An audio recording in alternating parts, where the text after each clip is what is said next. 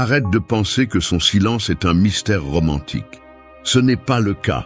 Chaque fois qu'elle se tait, elle dit quelque chose, même si elle n'utilise pas de mots. Le silence d'une femme n'est jamais un hasard. C'est un message, parfois un avertissement et parfois un test qui mesure ton caractère. Si tu l'interprètes mal, tu perdras le contrôle et la dignité. Beaucoup d'hommes réagissent comme si le silence était une attaque. Ils désespèrent, insistent, remplissent le vide avec des appels, des messages et des questions qui les trahissent. Et c'est là l'erreur. Ils ne se rendent pas compte qu'à ces moments-là, ce qui est évalué n'est pas ce qu'ils disent, mais comment ils agissent lorsqu'ils ne reçoivent pas ce qu'ils attendent. Le silence révèle qui se maîtrise lui-même et qui s'effondre face à l'incertitude. La plupart ne comprennent pas que répondre avec anxiété est donner du pouvoir. Chaque fois que tu poursuis une réponse, tu perds du respect. Chaque fois que tu supplies pour de l'attention, tu perds de l'autorité sur toi-même. Le silence, bien interprété, n'est pas ton ennemi. C'est le test qui sépare les hommes qui se gouvernent de ceux qui se plient à leurs émotions. Cette vidéo est pour ceux qui en ont marre de réagir impulsivement. Nous allons t'apprendre à voir le silence comme un outil stoïcien pour renforcer ton calme, ta discipline et ton respect de toi-même. Si tu apprends à le voir ainsi, tu arrêteras de tomber dans des jeux émotionnels et tu commenceras à agir avec stratégie. Le silence te dira plus que tu ne l'imagines. Ne l'ignore pas, mais ne le poursuis pas non plus. Apprends à garder ton sang-froid lorsque les autres se taisent. C'est là que ta véritable force se révèle. 1. Lisse le silence comme un signal, pas comme un mystère. L'erreur la plus courante que beaucoup d'hommes commettent est de croire que le silence d'une femme est une énigme impossible à déchiffrer, comme s'il s'agissait d'un code caché qui nécessite des devinettes sans fin. Ce n'est pas le cas. Le silence est une déclaration sans mots. Il est aussi clair qu'un feu rouge a un feu de signalisation. Il te dit quelque chose, mais tu ne l'entendras pas si tu es trop occupé à réagir. Et c'est précisément la première leçon. Arrête de lui chercher un sens romantique ou mystérieux. Commence à le voir pour ce qu'il est, un signal. Imagine que tu marches au milieu d'une forêt et que soudain, tout le bruit des oiseaux et du vent disparaît. Le silence absolu n'est pas une coïncidence. C'est un avertissement que quelque chose a changé et que tu dois être vigilant. Il en va de même dans une relation. Lorsqu'une femme se tait, quelque chose a changé dans sa perception, ses émotions ou son intérêt. Elle peut être déçue, contrariée, confuse ou simplement tester tes limites. Le problème est que beaucoup d'hommes réagissent avec anxiété, essayant de combler ce vide par des messages, des appels et des explications qui ne font que les rendre insécurisés. Un homme qui interprète le silence comme un mystère devient l'esclave de ses pensées. Il se torture en imaginant des scénarios qui n'existent pas et finit par projeter des peurs au lieu de comprendre la réalité. En revanche, un homme qui le voit comme un signal s'arrête, observe et se demande « Qu'est-ce que ce silence communique ?» Cette différence entre réagir et analyser est ce qui distingue un homme qui a du self-control. Du point de vue stoïcien, tout message externe, qu'il soit mot, geste ou silence, doit être reçu avec observation et non avec agitation. Marc Aurèle a écrit que ce ne sont pas les faits qui nous perturbent, mais le jugement que nous en faisons. Le silence n'a pas de pouvoir jusqu'à ce que tu lui en donnes en l'interprétant avec peur ou anxiété. C'est pourquoi la première étape est de ne pas laisser le silence te pousser à des conclusions hâtives. Le calme est ta meilleure défense. Quand tu remarques le silence d'une femme, au lieu de réagir impulsivement, pense « ce n'est pas une punition ni un mystère, c'est de l'information ». Elle te montre quelque chose sur son état émotionnel, son intérêt, ses limites, ou même sur ton propre comportement. Peut-être as-tu franchi une limite sans t'en rendre compte. Peut-être attend-elle de voir si tu garderas ta dignité. Ou peut-être gère-t-elle simplement ses propres conflits internes. Quelle que soit la raison, tu ne gagnes rien à perdre ton calme. Un homme qui se respecte utilise le silence pour observer des modèles. Est-ce un silence occasionnel qui résulte d'une mauvaise journée ou est-ce un silence récurrent qui démontre un désintérêt? Est-ce un espace nécessaire pour qu'elle puisse traiter ses émotions ou est-ce une forme de manipulation passive? Chaque réponse nécessite une attitude différente, mais toutes exigent la même base, le self-control. Ce conseil ne consiste pas à ignorer le silence ou à devenir une statue indifférente. Il s'agit d'apprendre à lire ce qui se cache derrière sans devenir l'esclave de tes émotions. Une femme peut se taire pour de nombreuses raisons, mais un homme fort comprend que sa valeur ne dépend pas de cette réaction. Il maintient sa posture, ne poursuit pas et observe.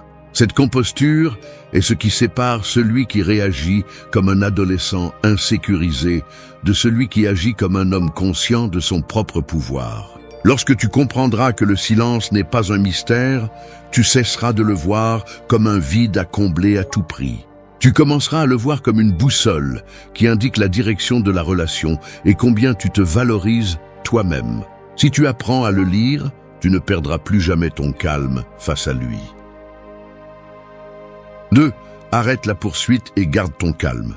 Rien ne détruit plus le respect dans une relation que l'impulsion de poursuivre lorsque quelqu'un s'éloigne en silence. C'est un réflexe qui naît de la peur.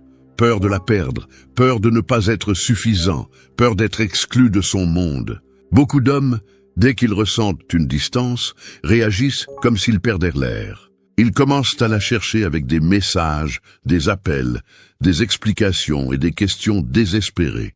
Ce qu'ils ne comprennent pas, c'est que cette poursuite ne les rapproche pas, elle les éloigne encore plus. La poursuite est l'aveu silencieux que tu as perdu le contrôle de toi-même. Elle montre que son attention te gouverne, que ta paix dépend de sa réponse. À cet instant, tu cesses d'être un homme qui mène sa propre vie et tu deviens quelqu'un qui suit les miettes d'approbation. Imagine un feu de camp. Si tu essaies de raviver les flammes en soufflant de l'air de manière désespérée, tu finis par l'éteindre. C'est ainsi que fonctionne l'attraction lorsque tu réponds au silence par l'anxiété. Au lieu d'allumer l'intérêt, tu l'éteins. Le calme, en revanche, agit comme l'air juste qui maintient le feu vivant, sans exagération ni emportement. Le stoïcisme enseigne que l'autocontrôle n'est pas seulement contenir des émotions, mais aussi maîtriser les impulsions qui surgissent de l'incertitude. Un homme qui poursuit dit avec chaque geste « Ma valeur dépend de ta réponse ». Un homme qui s'arrête, respire et garde son calme envoie un autre message « Ma paix n'est pas à vendre ». Arrêter la poursuite ne signifie pas être froid ou indifférent. Cela signifie choisir de ne pas mendier de l'attention, de ne pas perdre sa dignité en essayant d'expliquer ce qui n'a pas besoin d'explication. C'est montrer que ton énergie, ton temps et ton esprit sont trop précieux pour être donnés au jeu de la poursuite. Lorsque tu ressens l'envie d'insister, rappelle-toi ceci. Chaque mot que tu écris avec anxiété, chaque appel que tu fais pour forcer une réponse est une pièce que tu paies avec ton propre respect. Et ce que tu donnes dans la panique revient rarement. Le calme, en revanche, multiplie ta valeur parce qu'il communique quelque chose qui ne peut pas être feint, la sécurité. Le silence d'une femme peut être un test. Souvent, ce qu'elle observe n'est pas ce que tu dis, mais comment tu te comportes lorsque tu n'obtiens pas ce que tu veux. Si tu cèdes à la poursuite, tu confirmes son pouvoir sur toi. Si tu restes serein, tu démontres que ta vie ne tourne pas autour d'une réaction étrangère. Ce principe protège aussi ton esprit. Poursuivre épuise ton énergie, brouille ton jugement et t'enferme dans un cycle de frustration. Le calme te permet d'analyser clairement. Le silence est-il un espace dont elle a besoin pour réfléchir ou est-ce un signe de désintérêt qui exige une distance définitive? Tu ne peux pas répondre à cette question si tu es pris dans le bruit de tes propres impulsions. Pratiquer le calme est une décision consciente. Respire avant de répondre. Plus ta composture est ferme, plus il sera facile de voir la situation clairement et de prendre des décisions basées sur des faits et non sur des émotions débordantes. Au fond, arrêter la poursuite est un acte de respect envers toi-même.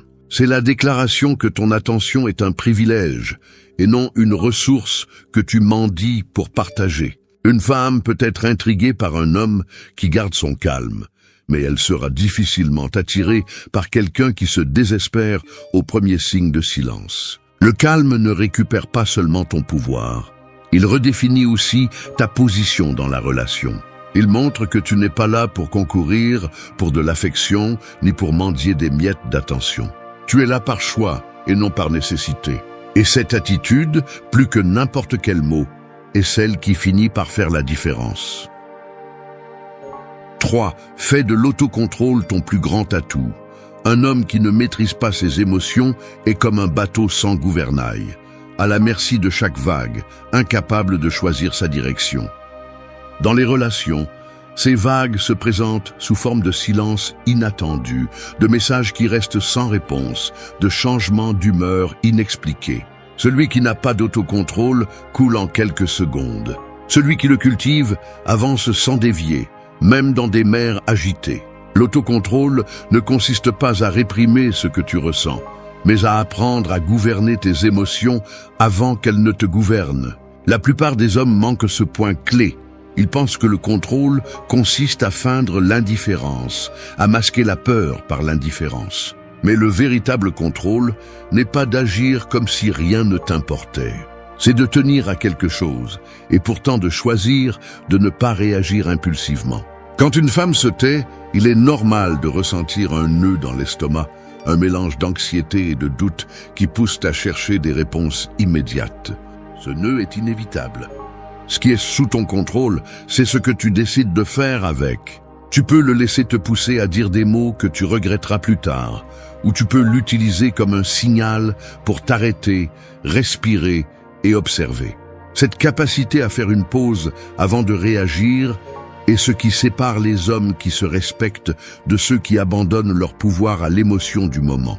Du point de vue stoïcien, tu ne peux pas contrôler ce que les autres font ou ne font pas. La seule chose que tu possèdes est ta réponse. Marc Aurèle a écrit que si quelque chose d'extérieur te fait mal, ce n'est pas le fait en soi qui te blesse, mais le jugement que tu portes sur lui. Le silence de quelqu'un n'a pas le pouvoir de te désarmer, à moins que tu ne décides de le voir comme une menace. Imagine que tu es dans une pièce sombre et que tu entends un bruit. Si tu paniques, tout devient plus terrifiant qu'il ne l'est réellement. Mais si tu allumes la lumière, tu découvres que ce n'était que le vent qui faisait bouger une porte. C'est ainsi que fonctionne l'esprit. Lorsque tu réagis sans réfléchir, tout semble plus grand et plus dangereux. Lorsque tu allumes la lumière de la raison, la situation perd son pouvoir sur toi. Un homme avec de l'autocontrôle n'a pas besoin d'élever la voix, de lancer des reproches ou d'exiger des explications. Son calme parle pour lui. Il projette de la sécurité même au milieu de l'incertitude. Et cette sécurité non seulement protège sa dignité, mais génère aussi du respect. Peu de choses sont plus attirantes qu'une personne qui ne se laisse pas emporter par le chaos émotionnel des autres. L'autocontrôle t'aide aussi à préserver ton énergie. La perdre dans des explosions émotionnelles est comme gaspiller toute l'eau d'un puits en une seule journée. Il ne reste plus rien pour ce qui compte vraiment. Garder le silence quand c'est nécessaire, reporter une réponse impulsive ou décider de se retirer d'une discussion qui n'en vaut pas la peine sont des actes de force, pas de faiblesse. L'une des pratiques les plus efficaces pour développer cet atout est la réflexion quotidienne. Demande-toi chaque soir, combien de fois aujourd'hui me suis-je laissé emporter par des émotions que j'aurais pu contrôler? Combien de fois suis-je resté calme alors que d'autres essayaient de me provoquer? Cette habitude te permettra de reconnaître des schémas et de les corriger petit à petit, renforçant ton caractère pour quand tu seras confronté à des silences qui cherchent à te déstabiliser. Fais de l'autocontrôle ton bouclier et ton épée. Ton bouclier parce qu'il te protégera de tomber dans les jeux émotionnels des autres. Ton épée parce qu'elle te permettra d'agir avec précision lorsque tu décideras de parler ou d'intervenir. Dans le domaine des relations, le véritable avantage n'est pas à celui qui crie le plus fort, ni à celui qui exige des réponses, mais à celui qui peut garder son calme quand tout invite à le perdre. Si tu parviens à te maîtriser, tu découvriras que le silence cesse d'être un ennemi et devient un allié. 4. Protège ton attention, ne la donne pas gratuitement. Ton attention est l'une des ressources les plus précieuses que tu possèdes. Mais la plupart des hommes la traite comme si elle était gratuite, comme si n'importe qui pouvait la revendiquer sans effort. Quand tu fais face au silence d'une femme, il est facile de tomber dans le piège de lui donner toute ton énergie mentale, te demandant à chaque heure ce qu'elle pense, pourquoi elle se tait ou ce que tu devrais faire pour obtenir une réponse. C'est l'erreur qui se paie le plus cher, transformer ton attention en un tribut offert à celui qui ne le demande même pas. Le silence ne devient une torture que lorsque tu décides de te concentrer dessus plus que nécessaire. C'est comme un écho. Plus tu l'écoutes, plus il semble fort. La clé est de comprendre que ton attention détermine ta paix intérieure. Si tu la concentres sur le vide, laissé par le silence, le vide grandira. Un homme qui ne sait pas protéger son attention finit par s'épuiser, car chaque message non répondu devient une distraction qui lui vole sa productivité, sa tranquillité et sa clarté. C'est là que tu perds bien plus qu'une conversation. Tu perds du temps, tu perds de la concentration, tu perds de l'énergie émotionnelle que tu pourrais investir en toi. Les stoïciens enseignaient que tu ne dois pas mettre ton bonheur entre les mains de ce que tu ne contrôles pas. L'attention fonctionne de la même manière. Tant que tu la donnes à des facteurs externes, l'humeur de quelqu'un, son silence, ses réactions, tu seras prisonnier de celle-ci.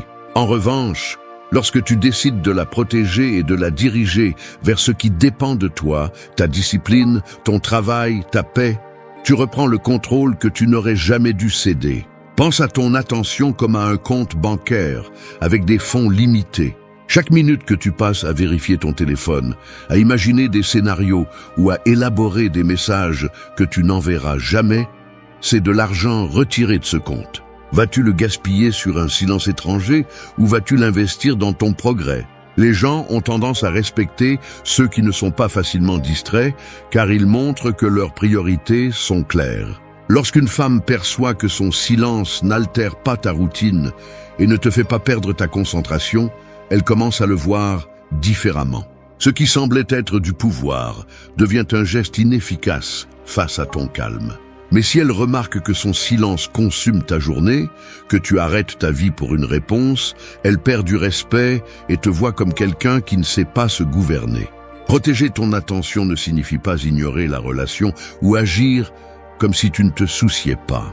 Cela signifie que ton temps et ton énergie sont limités et que tu décides consciemment à qui et à quoi tu les donnes. C'est choisir de travailler sur tes objectifs, ta santé, tes projets, plutôt que de rester paralysé face à une pause qui n'a peut-être rien à voir avec toi. Le silence cesse d'avoir du pouvoir lorsque ton attention cesse de le nourrir. Si l'autre se tait, laisse-le faire. Toi, continue d'avancer sur ton chemin. Garde tes habitudes, ta routine et ta concentration intactes. Cette cohérence parle plus fort que n'importe quel mot, car elle montre que tu n'es pas un satellite qui tourne autour de la validation d'autrui. Une bonne pratique est de limiter le temps que tu permets de penser à ce que tu ne contrôles pas. Consacre seulement quelques minutes à réfléchir objectivement à la situation, puis retire ton esprit de là. Chaque fois que tu te surprends à y penser, redirige-le vers quelque chose de productif. Lecture, exercice, travail, apprentissage. Avec le temps, cette habitude renforce ton autodiscipline et réduit l'anxiété causée par le silence.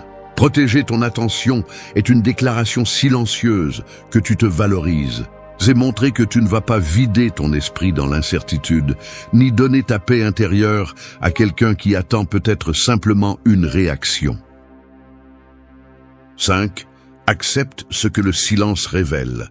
Le silence a le pouvoir de montrer des vérités que les mots tentent de cacher. Beaucoup d'hommes ne supportent pas cette révélation parce qu'ils préfèrent un mensonge réconfortant à affronter ce que le silence met en évidence. Mais voici la réalité. Le silence, bien qu'inconfortable, trompe rarement. Il vous montre la place que vous occupez dans les priorités de quelqu'un, la qualité de son intérêt et la sincérité de son affection. Si vous n'apprenez pas à l'accepter, vous finirez par vivre dans une illusion. Imaginez que vous passez des jours à prendre soin d'une plante et que vous remarquez qu'elle cesse de fleurir. Vous pouvez prétendre qu'elle reste en bonne santé parce qu'elle ne se fane pas immédiatement, mais le silence de ses feuilles vous a déjà averti que quelque chose ne va pas. Il en va de même dans les relations. Quand quelqu'un se tait, ce vide n'est pas neutre. Il est le reflet de ce qu'il ressent, de ce qu'il pense ou de ce qu'il a cessé de ressentir.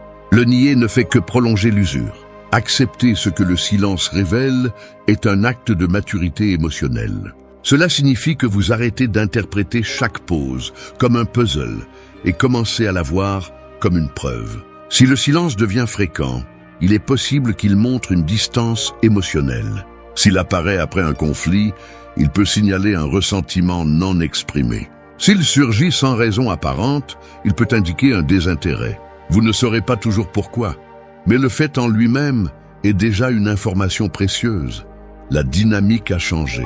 L'erreur de beaucoup d'hommes est de lutter contre cette vérité, en essayant de forcer une réponse qui confirme leurs attentes. Cette recherche les plonge dans des discussions qui n'apportent pas de clarté, seulement de la résistance. Accepter le silence ne signifie pas se résigner ni se contenter. Cela signifie arrêter de se battre avec la réalité. Les stoïciens enseignaient que la plus grande cause de souffrance est de désirer que les choses soient différentes de ce qu'elles sont. Plus vite vous acceptez ce que le silence vous montre, moins d'énergie vous gaspillerez à essayer de changer ce qui ne dépend pas de vous. Cette acceptation révèle aussi votre caractère. Un homme qui fait face à l'évidence avec calme montre son intégrité. Il n'a pas besoin de se mentir à lui-même, ni de créer des excuses pour soutenir l'insoutenable. Il garde sa dignité parce qu'il reconnaît qu'il mérite la clarté, même si cette clarté arrive à travers le vide des mots. Au contraire, celui qui s'accroche à nier la vérité que le silence suggère devient prisonnier de son propre espoir. Pensez au silence comme à un miroir qui vous oblige à voir ce que vous ne voulez pas regarder. Parfois, il montre que vous avez donné plus que vous n'avez reçu, que l'intérêt n'est pas mutuel ou que la connexion s'est affaiblie. Le reconnaître peut faire mal, mais l'ignorer prolonge le mal. La douleur d'accepter est temporaire. Celle de faire semblant est interminable. Accepter ce que le silence révèle n'est pas un signe de froideur, c'est un pas vers le respect de soi. Si vous découvrez que le silence indique un désintérêt, ne suppliez pas et ne poursuivez pas. Retirez-vous la tête haute. S'il montre que l'autre personne a juste besoin d'espace, ne prenez pas la distance comme une offense. Donnez-lui cet espace sans perdre votre centre. Dans tous les cas, votre réponse doit naître de la compréhension, non du déni. Cette approche vous donne également un pouvoir stratégique. En voyant le silence comme une preuve, vous pouvez décider plus clairement. Vaut-il la peine de continuer à investir de l'énergie ici ou est-il temps de la diriger ailleurs? Les décisions prises, les yeux ouverts, sont toujours plus sages que celles impulsées par le déni. Les hommes qui acceptent la vérité derrière le silence gagnent quelque chose d'inestimable, la paix de l'esprit. Ils ne sont plus tiraillés entre ce qu'ils imaginent et ce qu'ils espèrent. Ils agissent simplement en fonction de ce qu'ils voient. Et cela, dans une relation, vous rend beaucoup plus fort que n'importe quelle réaction émotionnelle. 6. Laisse tomber l'anxiété et agis avec stratégie. Courir après des réponses n'a jamais résolu le silence de personne. Cela ne fait que l'amplifier. L'anxiété te fait croire que chaque seconde sans réponse est une attaque personnelle, alors qu'en réalité, c'est ton propre esprit qui joue contre toi. Tant que tu continues à agir sur cette impulsion, tu perdras en clarté et en dignité. La véritable force émerge lorsque tu apprends à arrêter ce bruit interne et à le remplacer par une stratégie. Le silence, dans son essence, est un terrain neutre. Il ne te blesse ni ne t'humilie de lui-même. C'est toi qui le transformes en ennemi en interprétant chaque pause comme une menace. L'anxiété te fait exagérer chaque geste. Tu lis entre les lignes des messages qui n'existent pas. Tu vérifies ton téléphone sans arrêt. Tu imagines des scénarios qui n'existent que dans ta tête. Cette usure émotionnelle non seulement affaiblit ta présence face à l'autre personne, mais érode également ton propre équilibre mental. Pour briser ce cycle, la première décision est simple. Arrête de réagir instantanément. Respire. Fais une pause avant d'écrire et avant d'appeler, avant d'essayer d'expliquer ce qui ne nécessite pas d'explication. Chaque pause consciente est un rappel que ta vie ne s'arrête pas à cause d'un silence étranger. Ce calme, bien qu'il semble passif, est déjà une forme de stratégie. La stratégie consiste à prioriser ton bien-être et ton focus au-dessus de toute attente externe. Si le silence se fait sentir, ne le nourris pas de réactions impulsives. Nourris-toi d'actions qui renforcent ta valeur. Sortir pour t'entraîner, te concentrer sur ton travail, avancer dans tes projets personnels. L'énergie que tu investis à t'inquiéter pour quelqu'un qui ne répond pas est de l'énergie que tu voles à ta propre progression. Du point de vue stoïcien, la plus grande erreur est de permettre à ce qui est incontrôlable, le silence d'un autre, de dicter le cours de ta journée. Sénèque disait qu'il n'y a pas de vent favorable pour celui qui ne sait pas où il va. Sans stratégie, tu te laisses emporter par les émotions des autres. Avec une stratégie, tu utilises chaque situation, même le silence, pour renforcer ton caractère. L'une des clés pour agir avec stratégie est d'observer les modèles sans les juger immédiatement.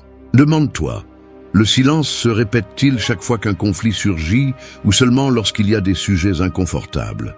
Est-ce une pause qui cherche de l'espace personnel ou est-ce de l'indifférence déguisée? N'essaie pas de deviner à partir de l'anxiété. Analyse à partir du calme et laisse le temps révéler les réponses. Ne confonds pas la stratégie avec la manipulation. Il ne s'agit pas de jeu pour provoquer des réactions, mais d'établir des limites claires et de protéger ta paix. Parfois, la meilleure réponse au silence est le silence lui-même, non pas comme une punition, mais comme une déclaration que tu n'entreras pas dans des dynamiques qui épuisent ton énergie. Lorsque tu remplaces l'anxiété par la stratégie, tu transformes ta position dans la relation. Tu cesses d'être quelqu'un qui réagit et tu deviens quelqu'un qui décide. Cela se remarque, cela se reflète dans ton langage corporel, dans ton ton de voix et dans ta capacité à garder ton sang-froid, peu importe le comportement de l'autre personne. Tout silence ne mérite pas une réponse, mais tout silence mérite réflexion. Avant d'agir, demande-toi quel message tu envoies avec ta réaction. Montres-tu de la dépendance ou transmets-tu de la force? La stratégie consiste à choisir toujours ce qui te maintient intègre, même si cela implique de te taire ou de te retirer avec élégance. Abandonner l'anxiété et agir avec stratégie, c'est prendre le contrôle de ta propre narration. C'est montrer que la direction de ta vie n'est pas déterminée par l'attention ou le désintérêt d'une autre personne. Dans cette transition, tu ne récupères pas seulement du pouvoir, tu gagnes aussi du respect, le tien et celui de celui qui observe que ton calme n'est pas une faiblesse, mais une discipline. 6. Laisse tomber l'anxiété et agis avec stratégie. Courir après des réponses n'a jamais résolu le silence de personne. Cela ne fait que l'amplifier. L'anxiété te fait croire que chaque seconde sans réponse est une attaque personnelle, alors qu'en réalité, c'est ton propre esprit qui joue contre toi. Tant que tu continues à agir sur cette impulsion, tu perdras en clarté et en dignité. La véritable force émerge lorsque tu apprends à arrêter ce bruit interne et à le remplacer par une stratégie. Le silence, dans son essence, est un terrain neutre. Il ne te blesse ni ne t'humilie de lui-même. C'est toi qui le transformes en ennemi en interprétant chaque pause comme une menace. L'anxiété te fait exagérer chaque geste. Tu lis entre les lignes des messages qui n'existent pas. Tu vérifies ton téléphone sans arrêt. Tu imagines des scénarios qui n'existent que dans ta tête. Cette usure émotionnelle non seulement affaiblit ta présence face à l'autre personne, mais érode également ton propre équilibre mental. Pour briser ce cycle, la première décision est simple. Arrête de réagir instantanément. Respire. Fais une pause avant d'écrire et avant d'appeler, avant d'essayer d'expliquer ce qui ne nécessite pas d'explication. Chaque pause consciente est un rappel que ta vie ne s'arrête pas à cause d'un silence étranger. Ce calme, bien qu'il semble passif, est déjà une forme de stratégie. La stratégie consiste à prioriser ton bien-être et ton focus au-dessus de toute attente externe. Si le silence se fait sentir, ne le nourris pas de réactions impulsives. Nourris-toi d'actions qui renforcent ta valeur. Sortir pour t'entraîner, te concentrer sur ton travail, avancer dans tes projets personnels. L'énergie que tu investis à t'inquiéter pour quelqu'un qui ne répond pas est de l'énergie que tu voles à ta propre progression. Du point de vue stoïcien, la plus grande erreur est de permettre à ce qui est incontrôlable, le silence d'un autre, de dicter le cours de ta journée. Sénèque disait qu'il n'y a pas de vent favorable pour celui qui ne sait pas où il va. Sans stratégie, tu te laisses emporter par les émotions des autres. Avec une stratégie, tu utilises chaque situation, même le silence, pour renforcer ton caractère. L'une des clés pour agir avec stratégie est d'observer les modèles sans les juger immédiatement. Demande-toi, Le silence se répète-t-il chaque fois qu'un conflit surgit ou seulement lorsqu'il y a des sujets inconfortables? Est-ce une pause qui cherche de l'espace personnel ou est-ce de l'indifférence déguisée? N'essaie pas de deviner à partir de l'anxiété. Analyse à partir du calme et laisse le temps révéler les réponses. Ne confonds pas la stratégie avec la manipulation. Il ne s'agit pas de jeu pour provoquer des réactions, mais d'établir des limites claires et de protéger ta paix. Parfois, la meilleure réponse au silence est le silence lui-même. Non pas comme une punition, mais comme une déclaration que tu n'entreras pas dans des dynamiques qui épuisent ton énergie. Lorsque tu remplaces l'anxiété par la stratégie, tu transformes ta position dans la relation. Tu cesses d'être quelqu'un qui réagit et tu deviens quelqu'un qui décide. Cela se remarque, cela se reflète dans ton langage corporel, dans ton ton de voix et dans ta capacité à garder ton sang-froid, peu importe le comportement de l'autre personne. Tout silence ne mérite pas une réponse, mais tout silence mérite réflexion. Avant d'agir, demande-toi quel message tu envoies avec ta réaction. Montres-tu de la dépendance ou transmets-tu de la force? La stratégie consiste à choisir toujours ce qui te maintient intègre, même si cela implique de te taire ou de te retirer avec élégance. Abandonner l'anxiété et agir avec stratégie, c'est prendre le contrôle de ta propre narration. C'est montrer que la direction de ta vie n'est pas déterminée par l'attention ou le désintérêt d'une autre personne. Dans cette transition, tu ne récupères pas seulement du pouvoir, tu gagnes aussi du respect, le tien et celui de celui qui observe que ton calme n'est pas une faiblesse, mais une discipline. 7. Transforme le silence en votre filtre de vérité. Le silence a une fonction que peu de gens savent exploiter. Il sépare les paroles vides des intentions réelles. Quand les conversations coulent, n'importe qui peut promettre, justifier, flatter ou même mentir. Mais quand tout s'arrête et qu'il n'y a pas de message, pas d'appel ni d'explication, ce qui reste, c'est la vérité nue. C'est là que le silence devient un filtre qui révèle qui est prêt à rester et qui n'était là que de passage. Beaucoup d'hommes craignent le silence parce qu'ils le voient comme un vide qui menace la relation. En réalité, c'est un outil précieux pour mesurer l'authenticité. Une personne vraiment intéressée n'a pas besoin que vous la poursuiviez pour le montrer. Son intérêt devient évident même au milieu du silence. Au contraire, celui qui n'était là que par habitude ou par commodité disparaît lorsqu'il n'y a pas de stimulation constante. Le problème est que la plupart des gens cherchent des réponses dans les mots, sans comprendre que les mots trompent facilement, mais pas le silence. Un compliment peut être faux, une excuse peut être calculée, une promesse peut être rompue, mais l'absence de communication ment rarement. Si quelqu'un cesse de répondre de manière constante, il montre quelque chose qu'il n'ose pas dire à voix haute. Le stoïcisme enseigne à ne pas résister à la nature des choses et à utiliser chaque situation comme une leçon. Appliqué au silence, cela signifie l'observer sans anxiété, en permettant qu'il agisse comme un tamis qui purifie ce qui n'est pas authentique. Au lieu de voir le silence comme une punition, considérez-le comme un test qui sépare le réel de l'illusoire. Pour en faire votre filtre de vérité, vous devez abandonner l'impulsion de forcer des éclaircissements immédiats. La vérité a besoin d'espace pour se révéler. Si vous arrêtez d'insister, le silence fera son travail. Il montrera qui cherche une communication sincère et qui ne répond que lorsqu'il est poussé. Il est aussi un miroir pour vous. Il révèle votre capacité à tolérer l'incertitude, votre niveau de maîtrise de soi et votre volonté d'accepter ce qui n'est pas dit. Si vous ne pouvez pas supporter le silence sans vous effondrer, vous n'êtes pas prêt pour une relation équilibrée.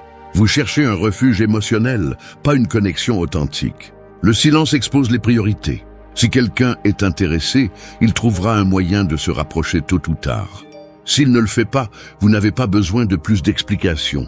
Ce n'est pas de la froideur, c'est accepter que l'attention volontaire est le seul intérêt qui vaille la peine. En utilisant le silence comme filtre, vous apprenez à économiser de l'énergie émotionnelle. Vous ne dépenserez plus d'efforts à essayer de convaincre quelqu'un de rester ou à mendier des explications.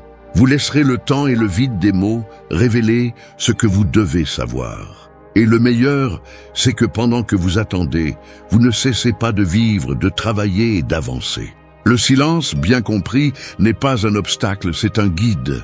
Il vous libère des illusions créées par les beaux discours et vous montre ce qui compte vraiment, l'action derrière les mots.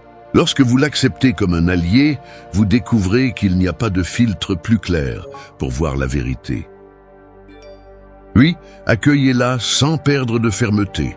Accepter le retour de quelqu'un après un long silence est une épreuve de caractère. Beaucoup d'hommes, dès qu'ils reçoivent un message ou un signe d'attention après des jours d'absence, réagissent avec euphorie comme s'ils attendaient un sauvetage. Cet enthousiasme démesuré ne révèle pas seulement une dépendance, il efface également immédiatement le respect qu'ils avaient réussi à retrouver avec leur calme.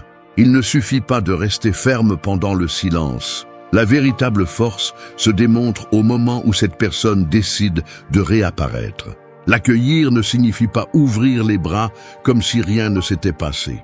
Cela signifie écouter sans perdre votre centre, montrer de l'ouverture sans renoncer à votre dignité.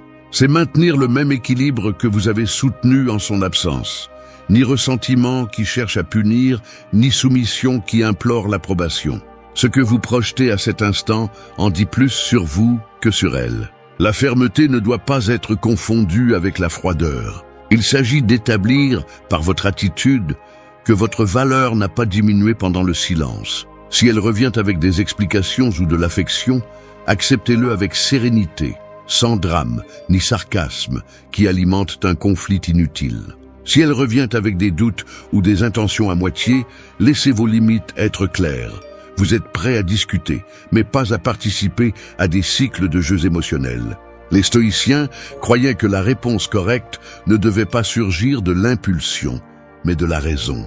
Appliqué aux relations, cela signifie que vous ne réagissez pas avec des explosions d'émotions, mais avec cohérence. Garder la fermeté en l'accueillant, c'est montrer que votre calme ne dépendait pas de sa présence, que vous n'avez pas vécu en suspens en attendant sa validation. Cette sécurité est ce qui frappe le plus et suscite le respect. Pensez à ceci. Un arbre qui a résisté à une tempête n'a pas besoin de s'incliner lorsque le soleil revient. Sa force reste intacte, et c'est précisément pour cela qu'il reste debout. Votre posture doit être la même, pas rigide ni inflexible, mais ferme et enracinée dans votre propre valeur. Quand quelqu'un revient après s'être tu, il mesure aussi votre réaction. S'il perçoit que la porte reste ouverte sans condition, il peut répéter le même schéma de silence chaque fois qu'il le souhaite. Mais s'il remarque que vous l'accueillez avec cordialité et, en même temps, avec des limites claires, il comprendra que le respect est une partie fondamentale de la dynamique. L'accueillir sans perdre de fermeté n'est pas un jeu de fierté, c'est un acte d'auto-soin. C'est le rappel silencieux que vous n'allez pas permettre que les hauts et les bas émotionnels d'une autre personne déstabilisent votre vie. C'est aussi une opportunité pour établir un nouveau point de départ, plus honnête et équilibré, où tous deux savent que le respect n'est pas négociable. Dans les relations, la façon dont vous accueillez quelqu'un après le silence définit si ce lien grandit ou s'use. Si vous répondez avec calme, ouverture et fermeté, vous montrez clairement que votre dignité reste intacte. Et c'est le genre de présence qui non seulement gagne du respect, mais qui transforme également la façon dont l'autre vous apprécie. Tu portes trop et tu le sais. Ce n'est pas le travail, ni le trafic, ni la routine. C'est tout ce que tu ne lâches pas. Les personnes qui n'apportent plus rien, les objectifs qui n'ont plus de sens, l'habitude de chercher l'approbation, la colère que tu caches derrière un sourire. C'est ce qui te vole de l'énergie, c'est ce qui t'empêche d'avancer. Et tant que tu resteras attaché à ce qui aurait dû rester dans le passé, tu resteras coincé au même endroit. Tu n'as pas besoin de plus de conseils de motivation ou de promesses vides. Ce dont tu as besoin, c'est de silence pour te confronter à toi-même et du courage pour arracher à la racine ce qui te retient. Les stoïciens le savaient. La véritable liberté ne consiste pas à avoir plus, mais à avoir besoin de moins. Marc Aurèle l'a bien dit, le bonheur de ta vie dépend de la qualité de tes pensées. Si ces pensées sont polluées par des comparaisons, par la colère, par la peur de décevoir les autres, Il n'y aura pas de paix même si tu as tout. Le problème, c'est que beaucoup veulent changer, mais ils l'annoncent à tout le monde, cherchent des applaudissements et de l'approbation. Ils croient que le changement doit être visible de l'extérieur, alors qu'en réalité, tout commence en silence. C'est là que tu fais preuve d'autocontrôle, de discipline et de véritable force. Parce que personne n'a besoin de savoir quand tu décides d'arrêter de poursuivre ce qui ne vaut pas la peine. Quand tu fermes la porte aux critiques, quand tu renonces à discuter pour des choses qui n'ont pas d'importance. Cette vidéo est un avertissement pour ceux qui en ont assez de leur propre inertie.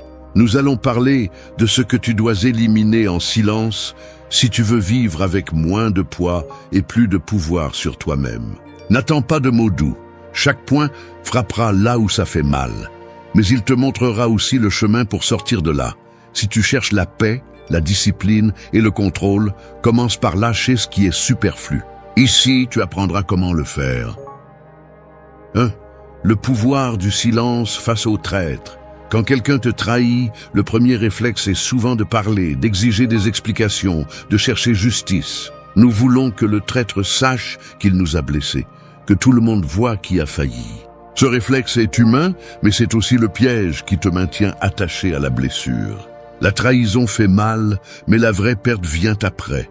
Quand tu donnes ta paix en essayant de défendre ta version des faits devant les autres. C'est là que tu perds 2 fois. D'abord la confiance, ensuite le calme. Le silence n'est pas soumission, c'est stratégie. Un traître vit de ta réaction. Il a besoin que tu exploses, que tu réclames, que tu cries, car ainsi il a de quoi justifier ce qu'il a fait. Quand tu ne lui donnes pas cette nourriture, quand tu ne réponds pas, tu le forces à faire face seul à sa propre culpabilité. Sénèque disait que personne ne peut te blesser sans ton consentement. Ta colère est ce consentement. Garder le silence ne signifie pas accepter la trahison. Cela signifie refuser qu'on continue à te voler de l'énergie. Imagine un puits d'eau claire. Chaque fois que tu réponds avec des cris et des accusations, tu jettes des pierres dans le puits jusqu'à troubler l'eau. Le traître disparaît et tu restes à boire de cette eau trouble. En revanche, si tu choisis de ne pas réagir, le puits reste intact, propre. C'est cela le silence. Conserver la clarté que l'autre a voulu salir. Les stoïciens comprenaient que le véritable dommage ne réside pas dans ce que font les autres, mais dans la façon dont tu décides de l'interpréter. Marc Aurèle conseillait que lorsque quelqu'un te fait du mal, tu penses à ce qui a poussé cette personne à agir ainsi. Souvent, c'était l'ignorance, la peur, la faiblesse. Comprendre cela n'est pas excuser sa trahison, c'est te libérer du ressentiment qui te lie à lui. Car chaque mot de colère que tu lances est une corde de plus qui te lie à celui qui a déjà prouvé qu'il ne mérite pas ta loyauté. Dans la pratique quotidienne, le silence ne signifie pas rester les bras croisés. Cela signifie que tu agis sans spectacle. Tu prends de la distance, tu ajustes les limites, tu fermes des portes sans avoir besoin de l'annoncer. Peut-être que tu arrêtes de répondre aux messages, peut-être que tu annules un plan ou que tu refuses une invitation. Personne n'a besoin de ton discours justificatif. La dignité ne s'explique pas, elle s'exerce. Le traître attend de te voir tomber pour se sentir justifié. Il attend ta réaction pour raconter sa propre histoire avec des demi-vérités. Quand tu restes silencieux, tu le désarmes. Il n'y a pas d'argument, pas de combat, pas de drame. Il n'y a qu'un mur de calme qu'il ne peut pas escalader. C'est là la véritable victoire. Non pas la vengeance, mais la paix intacte. Le silence est aussi un maître. Il te force à t'écouter, à distinguer entre la douleur légitime et l'ego blessé.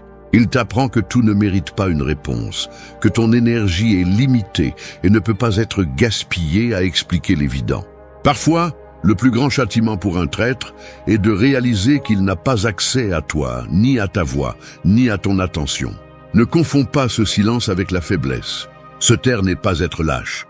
Au contraire, il faut plus de courage pour contenir la fureur que pour la lâcher.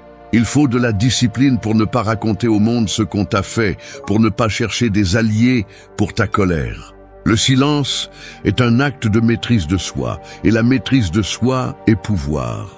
Si tu veux te remettre d'une trahison, ne cherche pas des mots qui blessent plus fort. Cherche le type de silence qui protège ta dignité. Fais en sorte que ton absence pèse plus que n'importe quel argument. Là, tu comprendras pourquoi le silence, lorsqu'il est utilisé avec fermeté, n'est pas seulement un refuge, c'est aussi une arme.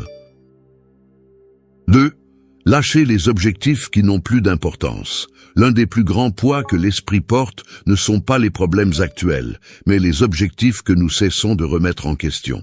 Des objectifs qui avaient un sens à un moment donné, mais qui aujourd'hui n'ont plus rien à voir avec la personne que nous sommes. Pourtant, nous continuons à les poursuivre comme s'ils étaient des obligations gravées dans la pierre. C'est comme porter un sac de briques, juste parce que quelqu'un, il y a des années, vous a dit qu'il était précieux. Vous continuez à le porter par inertie, même si vous ne construisez plus rien avec. Les objectifs obsolètes sont des pièges silencieux. Au début, vous les avez définis avec enthousiasme, une promotion que vous pensiez nécessaire, un diplôme académique pour plaire à votre famille, une relation que vous avez promis de maintenir, même si elle vous rendait malheureux. Mais avec le temps, vous avez changé, vous avez grandi, vous avez découvert que le coût émotionnel est plus élevé que le bénéfice. Cependant, la fierté et la peur du « qu'en dira-t-on » vous empêchent de les lâcher. Vous ne lâchez pas parce que vous pensez qu'abandonner équivaut à échouer, alors qu'en réalité, s'accrocher à ce qui est inutile est le véritable échec. Épictète enseignait de ne pas souffrir pour ce qui est hors de votre contrôle. Les objectifs qui ne résonnent plus avec votre but actuel sont l'une de ces choses, hors de votre contrôle parce qu'ils appartiennent au « moi » qui n'existe plus. Les maintenir en vie, c'est vivre pour un fantôme. Marc Aurèle disait « L'homme se fait plus de mal en poursuivant ce dont il n'a pas besoin qu'en perdant ce dont il a besoin. » Si vous vous accrochez à ces anciens objectifs, vous vous épuisez dans des batailles qui ne construisent plus votre présent. Imaginez ramer de toutes vos forces contre le courant vers un port que vous ne voulez plus visiter. Chaque jour, vous investissez du temps et de l'énergie pour avancer dans la mauvaise direction. C'est le prix à payer pour ne pas lâcher prise. Chaque pas que vous faites vers un objectif mort est un pas que vous ne faites pas vers quelque chose de nouveau qui compte vraiment. Lâcher prise n'est pas abandonner, c'est mûrir. C'est reconnaître que vous n'êtes pas la même personne qui a pris cette décision et qu'il est bon de changer de cap. Beaucoup confondent la persévérance avec l'obstination. Persévérer dans ce qui est juste est admirable. Persévérer dans ce qui est inutile est autodestructeur. Dans la pratique stoïcienne, lâcher les objectifs obsolètes est un acte de liberté intérieure. Revoyez votre liste d'objectifs et demandez-vous, est-ce que cela m'appartient toujours ou est-ce un souvenir de qui j'étais? Est-ce que je le poursuis par désir réel ou par peur de décevoir les autres? Si la réponse ne correspond pas à votre vie actuelle, laissez-la partir. Le silence joue un rôle crucial ici. Vous n'avez pas besoin de vous justifier auprès des autres lorsque vous décidez de quitter un projet, de fermer un cycle ou d'abandonner une carrière qui ne vous satisfait plus. Vous ne devez à personne un discours expliquant pourquoi vous avez changé. Votre vie n'est pas un contrat avec le passé ni une dette envers les attentes des autres. Vous libérer de ces objectifs libère de l'espace mental et émotionnel. C'est comme enlever des meubles anciens d'une maison. Tout à coup, il y a de la lumière, de l'air, de l'espace pour de nouvelles choses. Il n'y a pas de pire chaîne que de poursuivre des rêves qui ne vous appartiennent plus. Et il n'y a pas de plus grande bravoure que d'admettre que quelque chose a cessé d'avoir de la valeur et de continuer à avancer. Le monde vous a appris que l'abandon est une faiblesse, mais les stoïciens savaient que lâcher prise est une force. Il faut du courage pour accepter que vous aviez tort, que ce qui avait du sens hier peut ne plus servir aujourd'hui. Il faut de l'humilité pour laisser aller la fierté et le besoin de prouver aux autres que vous n'avez pas abandonné. Demandez-vous de temps en temps si votre effort actuel est dirigé vers quelque chose qui vous nourrit encore ou vers quelque chose qui ne maintient en vie que votre ego. La réponse peut vous déranger, mais ce malaise est le signe qu'il est temps de changer. 3. Calme, ton arme la plus puissante contre la colère.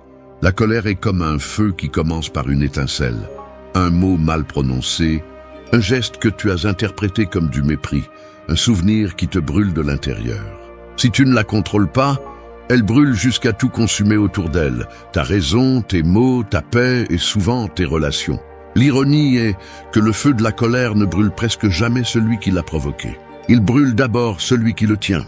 Les stoïciens voyaient la colère comme le pire des ennemis internes parce qu'elle obscurcit le jugement. Sénèque a écrit un traité entier sur elle et l'a décrite comme une folie passagère, un état dans lequel tu perds le contrôle de toi-même.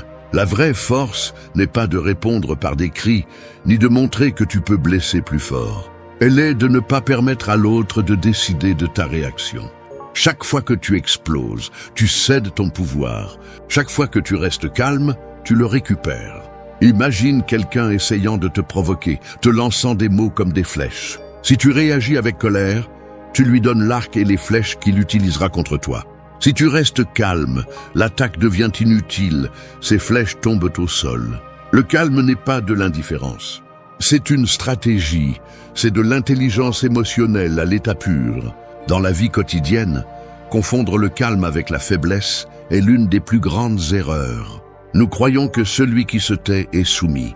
Mais en réalité, l'autocontrôle est l'une des formes les plus élevées de pouvoir. Marc Aurèle disait que la meilleure vengeance contre un ennemi est de ne pas lui ressembler.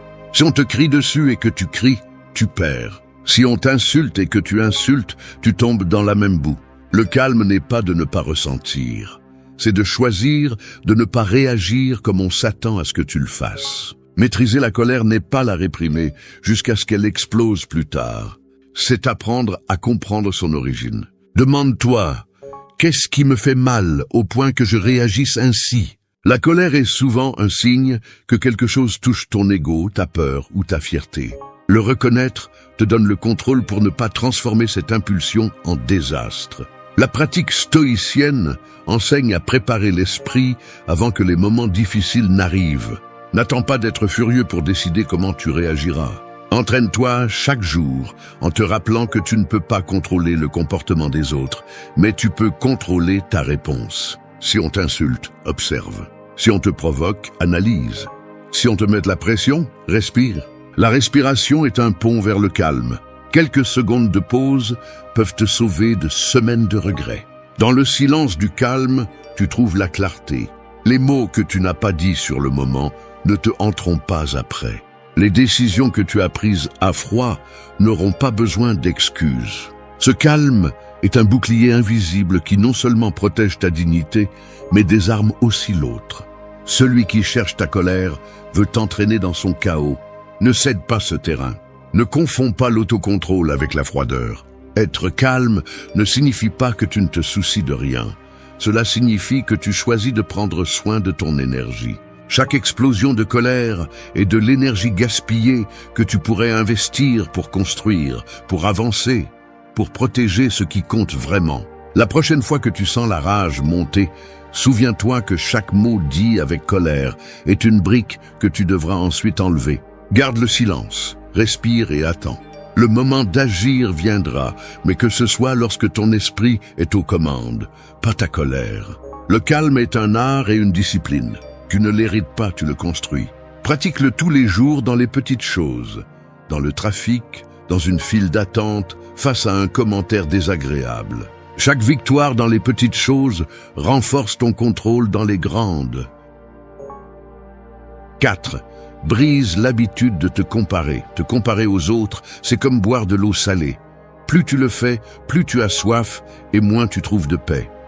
Au début, il semble inoffensif de regarder ce que l'autre a, ce qu'il a accompli ou ce qu'il montre sur les réseaux sociaux, mais peu à peu, cela devient un poison qui érode ton estime de toi et déforme ta perception de la réalité. Tu ne te rends pas compte que, en mesurant ta valeur à l'aune des autres, tu commences à vivre une vie qui n'est pas la tienne. Les stoïciens avertissaient que l'envie et la comparaison sont des chaînes auto-imposées. Épictète disait que le bonheur dépend de la mise du désir uniquement sur ce qui est sous notre contrôle. Te comparer, en revanche, te vole le contrôle. Tu donnes ta paix à des réussites étrangères, à des circonstances que tu ne gères pas. Chaque fois que tu mesures ta vie à celle de quelqu'un d'autre, tu dis, sans t'en rendre compte, que ta valeur dépend de son parcours. Le problème de la comparaison est qu'elle ne finit jamais.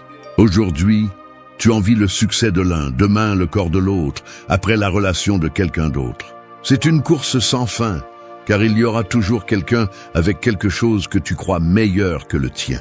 L'ironie est que pendant que tu regardes le chemin des autres, tu arrêtes d'avancer sur le tien. Imagine que tu cours sur une piste, mais au lieu de regarder devant, tu te tournes pour observer les autres coureurs. Tu trébuches, tu perds le rythme et tu finis plus loin, non pas parce que tu es lent, mais parce que tu as perdu le focus. Il en va de même dans la vie. La comparaison constante, non seulement vole de l'énergie, mais aussi du temps. Marc Aurèle disait « Ne perds plus de temps à discuter de ce qu'est un bonhomme. Sois-en un, adaptons-le. Ne perds plus de temps à comparer comment devrait être ta vie. Vis-la. La grandeur ne se mesure pas en relation avec les autres, mais en fidélité à tes propres valeurs et objectifs. Briser l'habitude de te comparer ne signifie pas arrêter d'admirer les autres. Admirer, c'est apprendre, s'inspirer, reconnaître le mérite des autres. La comparaison toxique, en revanche, survient lorsque cette admiration se transforme en jugement contre toi-même. Tu peux t'inspirer de quelqu'un sans l'utiliser comme excuse pour te mépriser. La pratique stoïcienne t'invite à regarder en toi. Demande-toi chaque jour ce que tu fais pour t'améliorer selon tes propres principes. Es-tu plus discipliné qu'hier? Plus patient, plus fort, plus conscient? Ce sont les seules comparaisons qui te servent, celles qui te confrontent à ton moi passé, pas à des vies étrangères. Le silence a aussi un rôle ici. Tu n'as pas besoin d'annoncer tes progrès ni tes plans pour te valider devant les autres. Laisse les résultats parler, que le temps montre le fruit de ton effort. Beaucoup comparent parce qu'ils sentent qu'ils sont en compétition pour l'attention. Quand tu décides de ne pas entrer dans cette compétition, tu retrouves ta liberté. La comparaison est une illusion qui te fait oublier que chaque personne porte des batailles invisibles. Tu admires les réussites, mais tu ne vois pas les sacrifices. Tu envies les sourires, mais tu ne connais pas les cicatrices. Et toi, pendant ce temps, tu sous-estimes tes propres victoires, parce que tu es occupé à mesurer des vies qui ne sont pas les tiennes. Au quotidien, la clé est de rediriger ton attention. Chaque fois que tu sens que tu te compares, arrête-toi et pose-toi cette question. Est-ce que cela me rapproche de mon but ou m'en éloigne? Si la réponse est que cela t'éloigne, coupe immédiatement la pensée. La comparaison ne s'élimine pas d'un coup. Elle s'affaiblit chaque fois que tu décides de ne pas la nourrir. Quand tu brises cette habitude, la vie se sent plus légère. Non pas parce que les défis disparaissent, mais parce que tu arrêtes de porter la fausse obligation d'être comme quelqu'un d'autre. 5. Arrête de vivre pour plaire aux autres. Il n'y a pas de prison plus invisible que celle de vivre en cherchant l'approbation des autres. Beaucoup ne se rendent pas compte qu'ils passent des années à jouer un rôle qu'ils n'ont pas choisi, changeant leur façon de parler, de s'habiller, d'agir, juste pour correspondre à des attentes qu'ils ne respectent même pas. C'est un épuisement silencieux. Tu sacrifies ton essence en échange d'applaudissements qui disparaissent en quelques secondes. Et le pire, c'est que pendant que tu essaies de plaire à tout le monde, tu finis par être mécontent de toi-même. Les stoïciens considéraient ce besoin de plaire comme un obstacle à la liberté. Épictète disait que seuls les esclaves vivent préoccupés par ce que les autres pensent d'eux. Car au moment où ta valeur dépend d'une autre personne, tu perds le contrôle de ta vie. Chaque fois que tu cherches l'approbation, tu remets le gouvernail de ton destin entre les mains d'autrui. Le problème de vivre pour plaire est qu'il ne se termine jamais. Aujourd'hui, tu satisfais ta famille, demain tes amis, après-demain des inconnus sur les réseaux sociaux. Il y aura toujours quelqu'un avec une nouvelle attente, une nouvelle critique, un nouveau standard à atteindre. C'est comme remplir un tonneau sans fond. Plus tu donnes, plus tu te vides. Imagine une marionnette avec des fils tirés de tous côtés. Un fil est tenu par ton patron, un autre par ton partenaire, un autre par tes amis, un autre par les opinions anonymes que tu lis sur Internet. Pendant que tu essaies de plaire à chacun, tu oublies de couper les fils et de marcher par toi-même. Vivre ainsi n'est pas vivre, c'est jouer un scénario écrit par d'autres. Sénèque avertissait que c'est un esclave celui qui dépend de beaucoup, même s'il règne sur tous. Si tu passes la journée à attendre l'approbation des autres, tu renonces à ta paix et à ton temps, car tu vis en fonction de ce que tu espères que les autres valideront. Et quand tu ne reçois pas cette validation, tu as l'impression d'avoir échoué, même si tu as fait quelque chose de précieux pour toi. La vraie liberté commence quand tu décides d'arrêter de plaire à ceux qui ne sont pas sur ton chemin essentiel. Cela ne signifie pas devenir froid ou égoïste. Cela signifie que tu commences à agir à partir de tes principes et non de la peur du jugement des autres. Demande-toi, est-ce que je fais ça parce que je le veux vraiment ou parce que j'ai peur de décevoir quelqu'un? Si la réponse est la seconde, voilà la preuve que tu ne vis pas ta vie. Dans la pratique quotidienne, cette leçon stoïcienne se traduit par de petits actes de rébellion. Dire non sans se sentir coupable, exprimer ce que tu penses même si cela dérange, rester ferme dans tes décisions même si tout le monde ne les applaudit pas. L'objectif n'est pas de plaire, mais de vivre en cohérence. Le silence est aussi un allié puissant dans ce processus. Tu n'as pas besoin d'annoncer tes limites ni de justifier chaque pas que tu fais. Souvent, trop expliquer est une autre façon de chercher l'approbation. Si tu décides de changer de cap, fais-le sans discours. Si tu dis non à une invitation, ne donne pas 1000 excuses. La sérénité de ta décision sera suffisante. Vivre pour plaire te rend prisonnier d'attentes impossibles. Tu t'adaptes tellement à ce que les autres veulent que tu te perds de vue. Te retrouver commence par te rappeler que tu n'es pas né pour divertir ou pour impressionner. Tu es né pour vivre conformément à ce qui te rend intègre et en paix. Arrêter de plaire ne signifie pas perdre des relations. Cela signifie que celles qui restent sont réelles. Celui qui reste à tes côtés quand tu arrêtes d'essayer de lui plaire est celui qui te valorise vraiment. Le reste n'était que des audiences momentanées. 6. Agisse aujourd'hui, n'attends pas le moment parfait. Attendre le moment parfait est une des illusions les plus coûteuses que nous payons avec notre vie. Nous disons que nous commencerons quand nous aurons plus de temps, quand les circonstances s'amélioreront, quand la peur disparaîtra. Ce « le quand » n'arrive jamais parce qu'il n'existe pas. La perfection que tu imagines n'est qu'un prétexte élégant pour continuer à repousser ce que tu sais que tu dois faire. Les stoïciens voyaient la procrastination comme une façon de gaspiller ce qu'il y a de plus précieux, le temps. Sénèque a écrit que pendant que nous remettons à plus tard, la vie passe. Chaque jour que tu attends de te sentir prêt est un jour perdu qui ne reviendra pas. La vérité inconfortable est que tu ne seras jamais complètement prêt et malgré cela, tu dois commencer. Le problème avec l'attente est que le temps ne se plie jamais à ta convenance.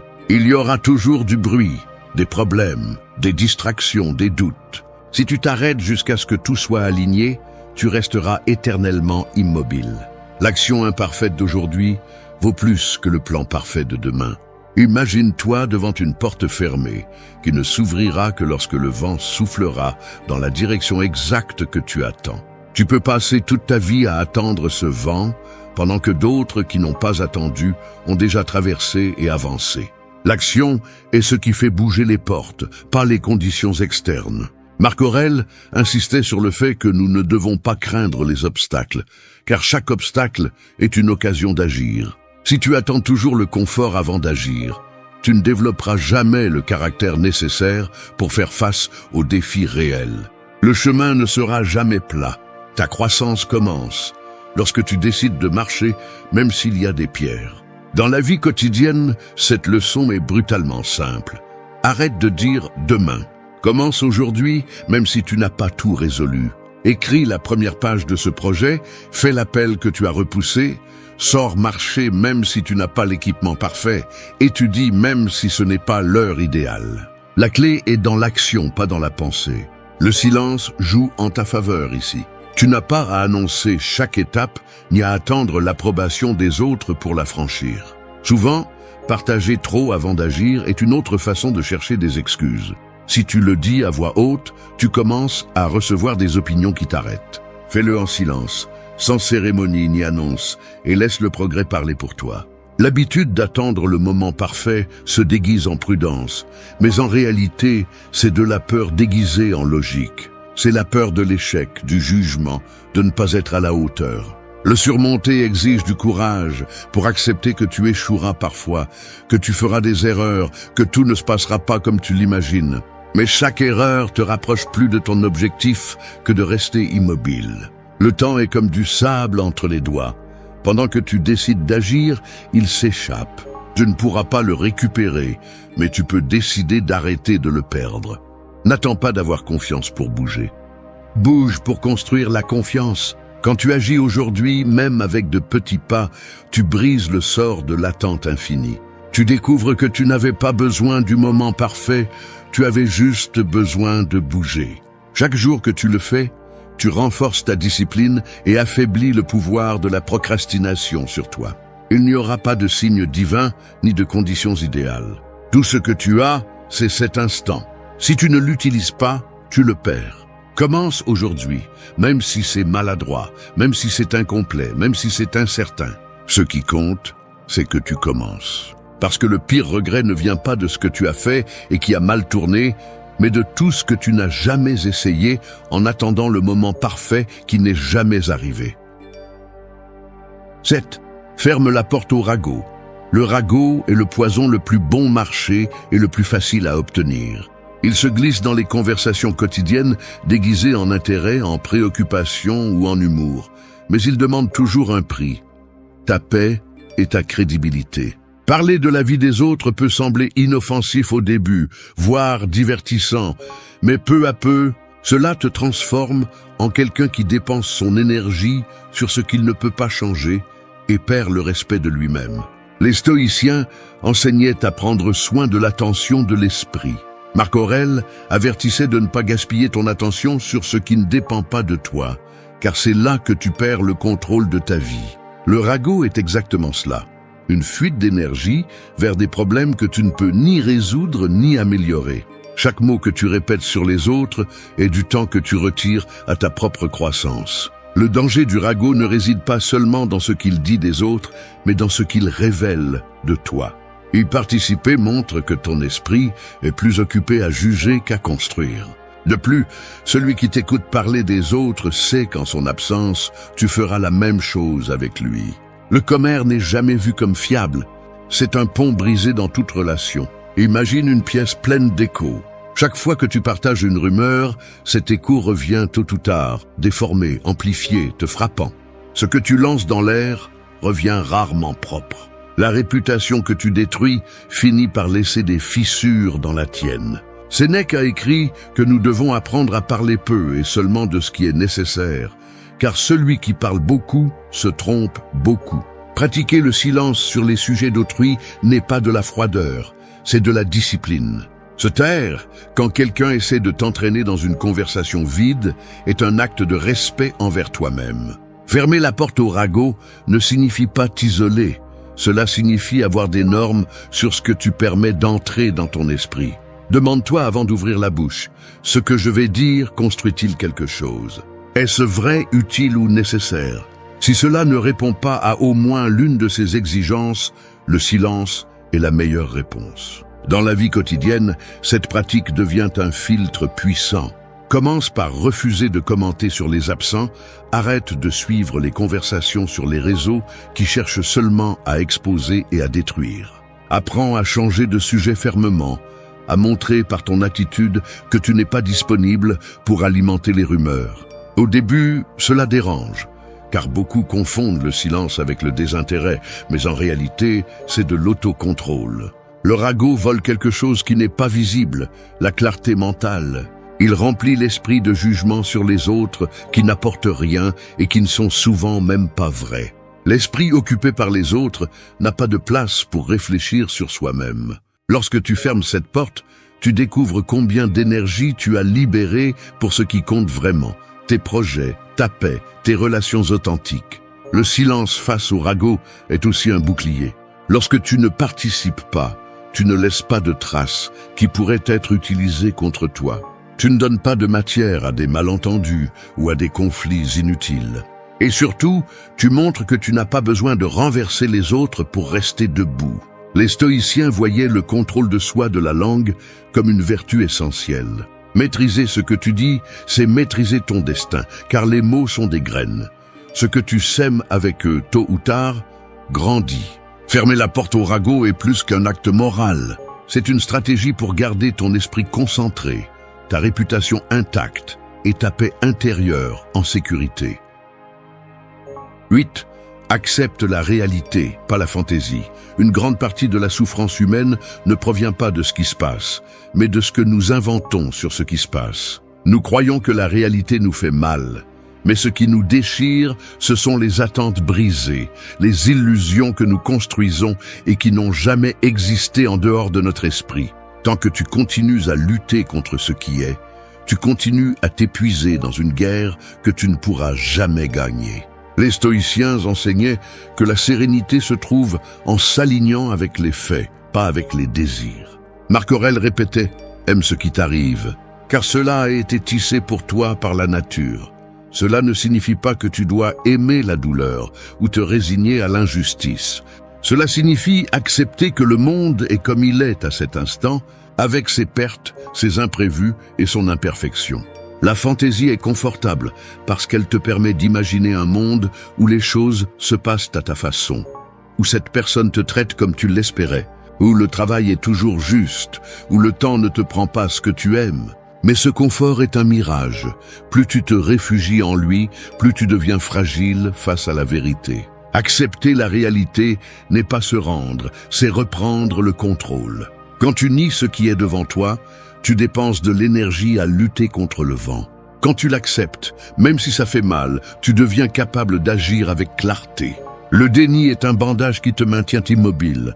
L'acceptation est la lumière qui montre le chemin à suivre. Imagine-toi debout face à la mer, essayant d'arrêter les vagues avec tes mains. C'est cela résister à la réalité, épuisant et inutile. Accepter, c'est comprendre que tu ne peux pas arrêter les vagues, mais que tu peux apprendre à nager, construire un bateau ou t'éloigner du rivage. Dans la vie quotidienne, cela signifie voir les gens pour ce qu'ils sont vraiment, pas pour le potentiel que tu as imaginé. Cela signifie reconnaître que certaines portes sont fermées et ne pas perdre des années à essayer de les forcer. Cela signifie admettre que certaines opportunités sont passées et que le présent exige de nouvelles stratégies, pas plus de nostalgie. Le silence a un rôle essentiel ici.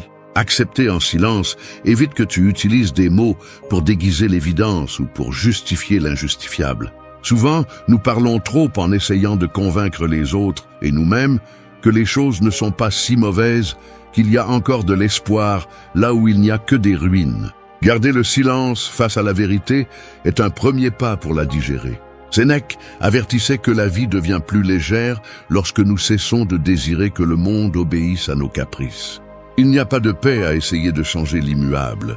La paix naît de l'ajustement de notre attitude face à l'inévitable. Accepter la réalité implique aussi de te pardonner pour les illusions que tu as entretenues. Tu n'as pas été faible pour avoir rêvé, tu as été humain. Ce qui compte, c'est de ne pas rester coincé là. Chaque instant passé à désirer un passé différent est un instant volé au futur que tu pourrais construire. La force n'est pas dans le durcissement du cœur, mais dans l'ouverture des yeux. Quand tu décides de voir les choses comme elles sont, tu récupères l'énergie que tu dépensais auparavant à nier l'évidence. Et avec cette énergie, tu peux planifier, t'adapter, avancer. Accepter la réalité, sans fioriture ni fantaisie, est l'acte de courage le plus libérateur qui soit. Ce n'est pas une fin. C'est le point où, enfin, tu arrêtes de fuir la vérité et commences à marcher vers une vie plus légère, plus claire et plus à toi. Arrête de te mentir. Tu n'es pas en paix parce que tu restes accroché à ce que tu aurais déjà dû lâcher. Ton esprit reste attaché à des personnes, des souvenirs, des mots qui n'ont jamais été prononcés et des promesses qui n'ont jamais été tenues. Tu appelles cela amour, loyauté ou espoir, mais en réalité c'est une chaîne qui te retient prisonnier. Personne ne peut retrouver la liberté intérieure s'il insiste pour porter tout ce qui lui fait du mal. Tu as remis ton calme entre des mains étrangères, espérant que d'autres te donnent de la valeur avec leur attention, leur approbation ou leur présence. Mais chaque fois que tu cèdes ta paix à quelque chose que tu ne contrôles pas, tu perds un morceau de toi. Il n'y a pas de pire prison que celle de dépendre émotionnellement de quelqu'un ou de quelque chose pour te sentir complet. Le stoïcisme ne vient pas adoucir tes blessures ni te dire que tout va bien. Il vient te rappeler que la vie est dure, que le monde ne va pas changer pour toi et que ton véritable pouvoir réside dans la façon dont tu choisis de réagir. Tu ne décides pas qui part, qui te fait du mal ou qui t'oublie, mais tu décides si ces choses continuent à avoir du pouvoir sur toi. Aujourd'hui, tu n'as pas besoin de plus de conseils superficiels. Ce dont tu as besoin, c'est de lâcher la corde qui te retient, d'arrêter de supplier des réponses, de poursuivre des explications, de vivre comme si ton bonheur dépendait de quelqu'un d'autre. La paix mentale n'est pas un cadeau que l'on attend, c'est une conquête. Dans cette vidéo, il n'y aura pas de mots doux ni d'excuses pour justifier ta souffrance. Nous allons parler de discipline émotionnelle, de courage pour affronter tes propres attachements et de la force nécessaire pour aimer sans chaîne. Se taire quand le silence est plus sage et embrasser l'inévitable sans se briser de l'intérieur. Si tu es prêt à cesser d'être l'otage de ton passé et à retrouver ta liberté intérieure, alors écoute attentivement les leçons à venir, car elles seront le premier pas pour revenir à toi. 1. Lâche la corde. Si tu as déjà vu quelqu'un couler dans l'eau tout en s'accrochant désespérément à quelque chose qui l'entraîne vers le bas, tu sais que le plus difficile n'est pas de nager vers le rivage, c'est de lâcher ce qui le fait couler. C'est exactement ce que tu fais chaque fois que tu t'accroches à des personnes, des souvenirs ou des situations qui n'ont plus de place dans ta vie. Tu crois que tenir cette corde te maintient en sécurité, mais en réalité, c'est ce qui t'empêche de remonter à la surface. La première étape pour retrouver ta liberté intérieure est d'avoir le courage de lâcher prise. Cela semble simple, mais c'est l'acte le plus difficile, car cela signifie accepter que ce à quoi tu t'accroches ne t'appartient pas, ne te définit pas et n'est pas sous ton contrôle. Lâcher prise n'est pas abandonner ni se rendre, c'est retrouver le droit de respirer sans dépendre de ce que tu ne peux pas changer. Beaucoup s'accrochent à des relations brisées parce qu'ils pensent que lâcher prise équivaut à perdre. D'autres gardent de vieilles rancunes parce qu'ils croient que les lâcher, c'est pardonner l'impardonnable.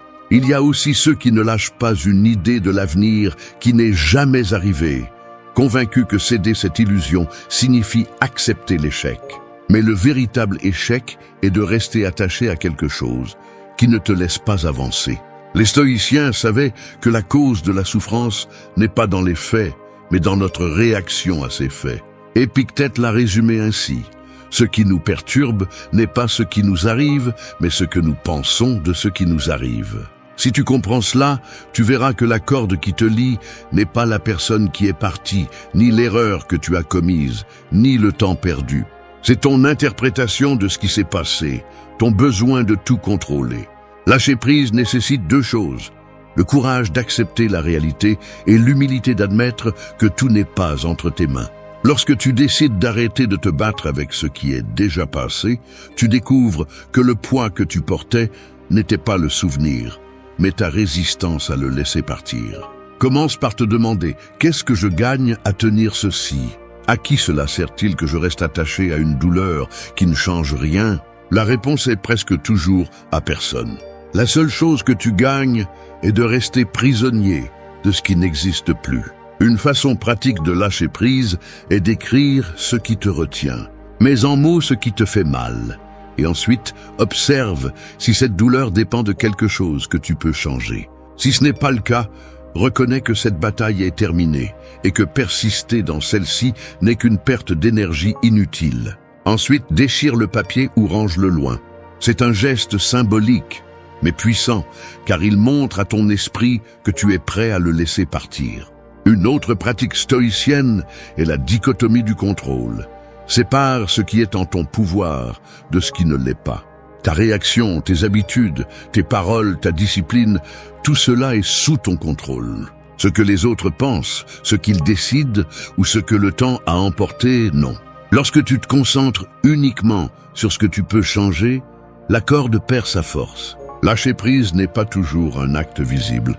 Parfois, il ne s'agit pas de bloquer quelqu'un, de brûler de vieilles lettres ou de quitter un lieu. Parfois, lâcher prise, c'est arrêter de tourner en rond dans ta tête, c'est arrêter de justifier, de demander pourquoi, de fantasmer sur une fin différente. C'est le moment où tu décides de ne plus nourrir cette histoire avec ton attention. Cela peut faire mal au début. C'est normal. La douleur n'est pas un signe que tu te trompes, mais que l'attachement se brise. Tu le ressentiras comme un vide, mais ce vide n'est pas de la solitude, c'est de l'espace. De l'espace pour la paix, pour revenir à toi, pour apprendre à vivre sans dépendre de quelque chose qui n'existe plus. Lâcher la corde est un acte de rébellion contre l'idée que tu as besoin de t'accrocher à tout pour ne pas perdre. 2. Aime s'enchaîne. L'amour ne devrait pas se sentir comme une cage, mais beaucoup ont été éduqués à le confondre avec la possession.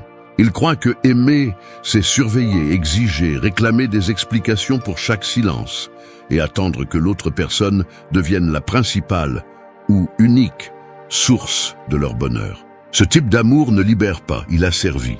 Il vous rend dépendant de l'humeur, des décisions et de la présence de quelqu'un d'autre. Vous perdez votre centre chaque fois que vous cherchez en d'autres la sécurité que vous devriez trouver en vous. Aimer s'enchaîne ne signifie pas aimer moins.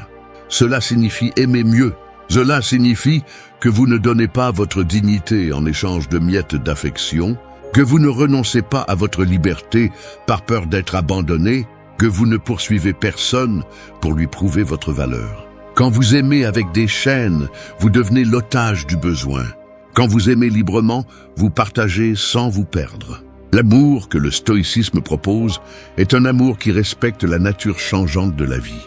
Marc Aurèle a écrit « Aime le destin qui t'est donné » et cela s'applique aussi aux personnes. Personne n'est obligé de rester pour toujours, pas même toi.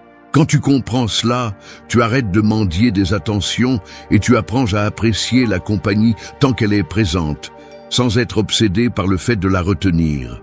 Aimer s'enchaîne commence par comprendre que personne n'est venu au monde pour te compléter.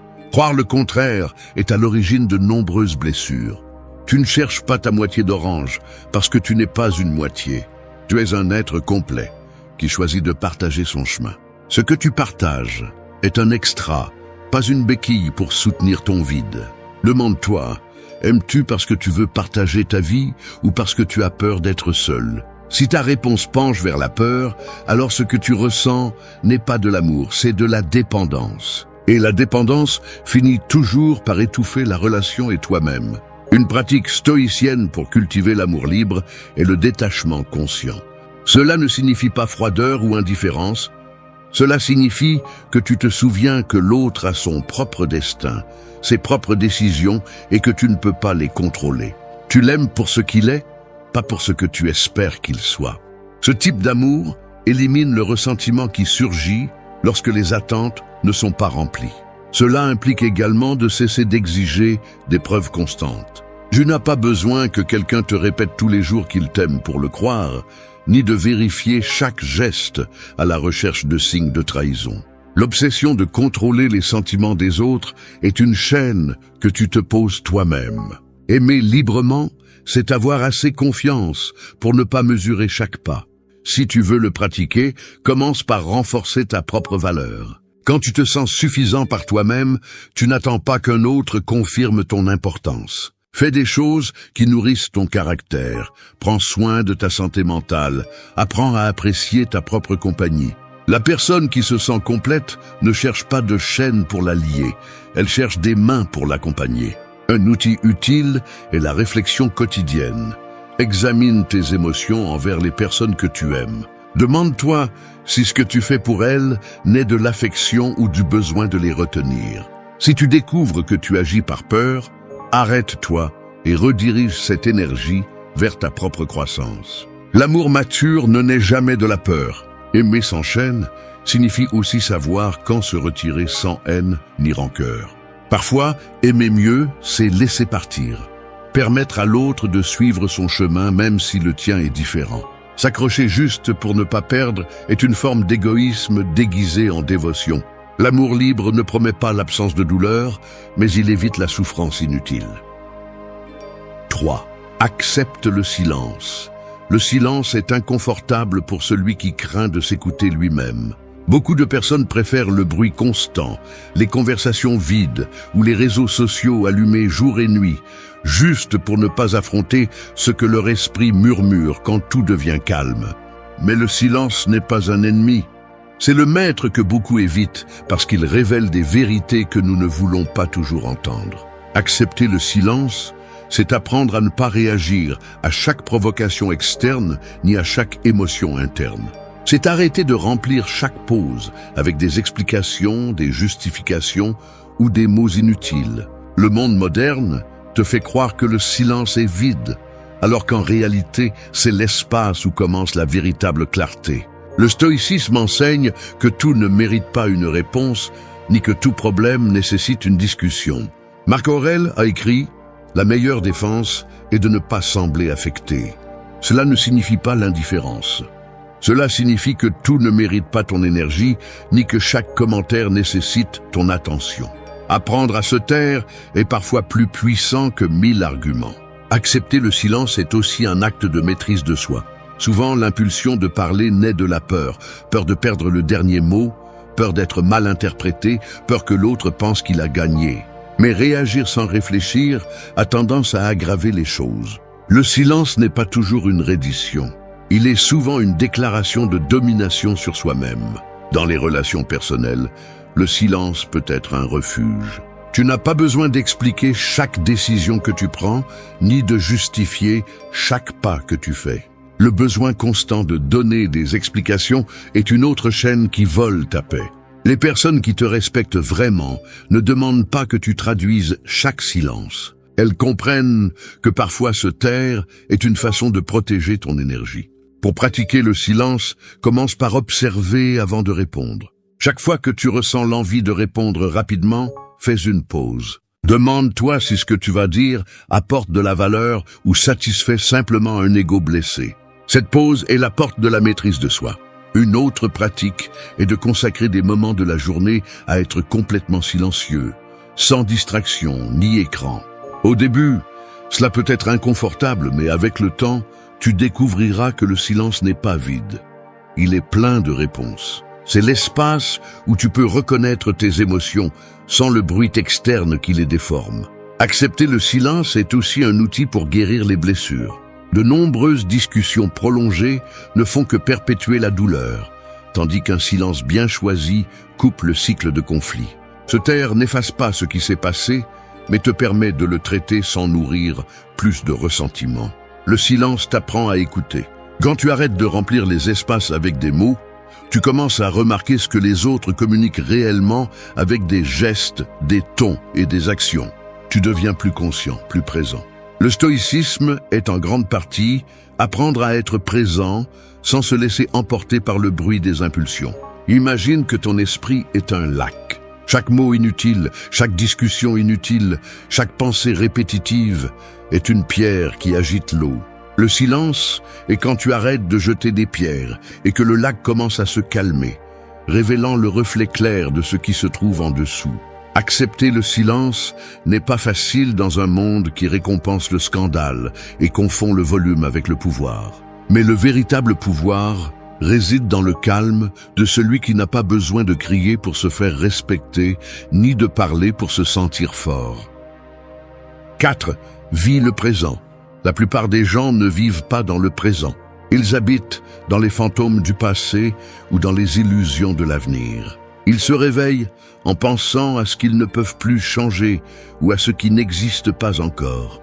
Et pendant ce temps, l'instant qu'ils ont devant eux leur échappe comme de l'eau entre les doigts. C'est ironique, le seul moment réel est celui que tu vis en ce moment même, et pourtant c'est celui qui est le plus négligé.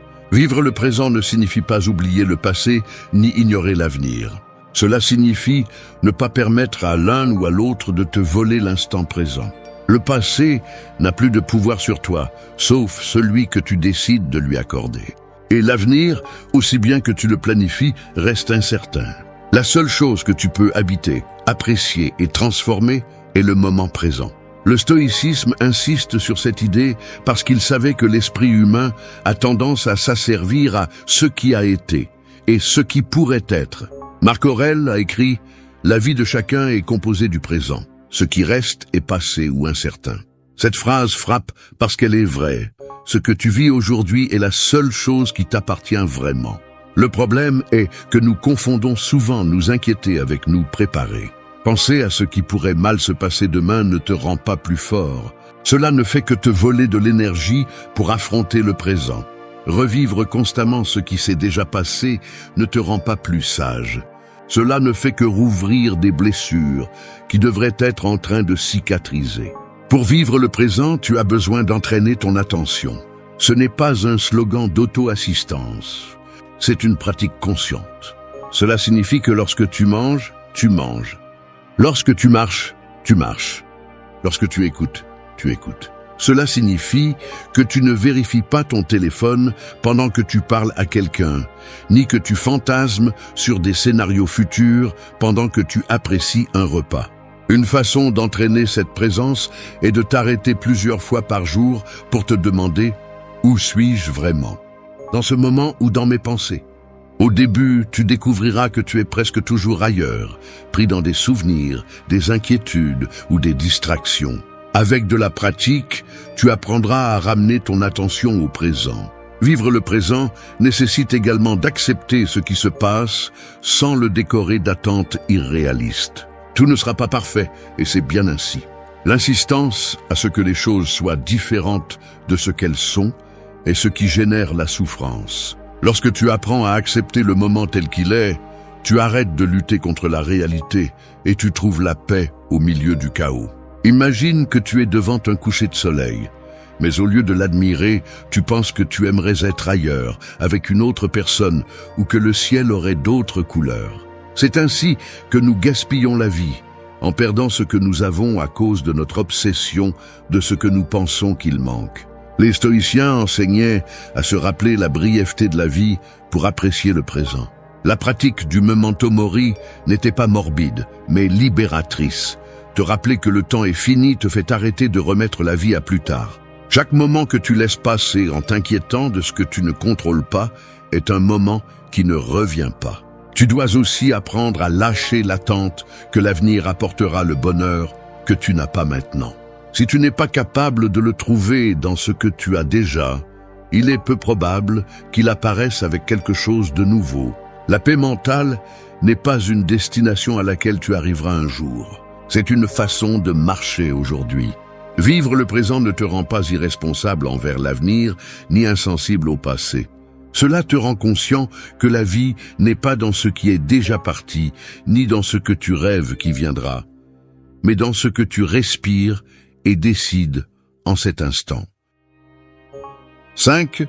Maîtrise tes émotions. Le véritable ennemi n'a jamais été le monde extérieur.